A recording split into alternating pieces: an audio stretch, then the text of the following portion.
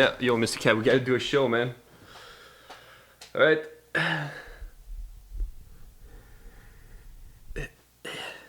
You want to say something? No? Alright, it's all good. It's all good, just stay there. You're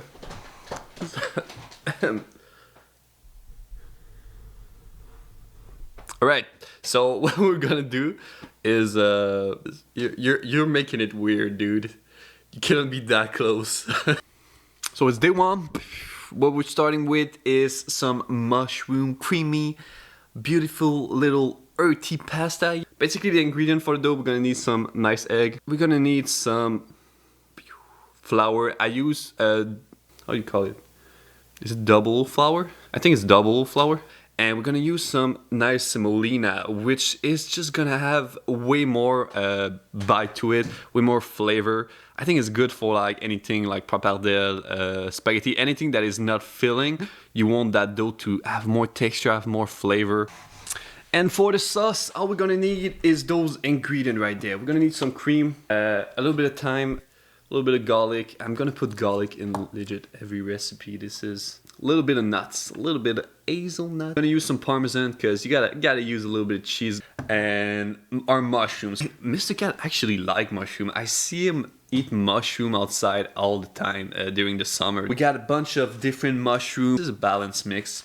I feel like we got some lobster, we got some chanterrelle mushroom, and we got some oyster mushroom. Okay, so first we're gonna do the dough. So we're gonna put all the flour and the semolina on the table. We're gonna do a little nest, and we're gonna add a little olive oil and a little pinch of salt. Then we're gonna put our eggs into the well, and with a fork we're gonna slowly mix the egg with the flour, and slowly you're gonna see it's gonna come together until everything look homogeneous. And it's at this point we're gonna see if our dough is a little bit too dry or a little bit too wet, so you can add flour or water if needed. The dough should stick a little bit but not too much. And after we're gonna work it for 5 to 10 minutes until we got a nice looking dough like this. We're gonna wrap it and let it sit at room temperature for 30 minutes. When your dough is nice and rested, we're gonna divide it in two. With a rolling pin, we're gonna make it flat. And we're gonna pass it to the pasta machine at each number one at a time. So you go 1, after that you go 2, 3, 4. Don't skip any, it's not worth. It's always risky to break your pasta dough. And you shouldn't need flour for rolling it. But the moment you roll it, you can put flour so you make sure nothing stick. We're gonna put some on both sides. And then after we're gonna cut our long dough to make it a little bit shorter. And then we want to do pappardelle. So I'm basically gonna roll my dough into himself, and I'm gonna cut some nice and thick slice. Make sure when you cut it, you don't apply pressure. You just let your knife do the work. Make sure you get a sharp knife. And then the pasta are ready. Alright, we're gonna take our dry mushroom and we're gonna add 1 cup of boiling hot water. Alright, after we're gonna toast the chopped hazelnut just in a pan until they got some coloration going on. Alright, we're gonna do the sauce. We're gonna put some olive oil into a medium heat pan. We're gonna add the garlic and the thyme and our infused mushroom. We're gonna let that reduce until there's barely no liquid, and then we're gonna put our cream. We're gonna give it a nice crack of salt and pepper, and we're gonna add the parmesan. Let it all cooked up until it's looking nice and thick. So next we're gonna cook our pasta. Fresh pasta go really fast, so 1 minute, not more. And we're gonna reserve our starchy pasta cooking water. And then we're gonna toss our pasta into the sauce with a little bit of the cooking water and just make it nice and creamy. Look at this beauty. Alright, it's plating time. We're gonna put our pasta at the bottom of the plate. We're gonna add our little nuts on top. And I like to add a little extra sprig of thyme, add a little bit. And boom guys, we got it, the perfect little pasta looking good.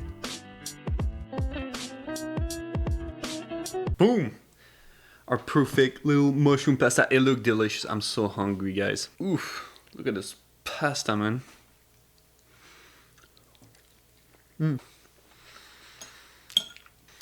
Question of the day.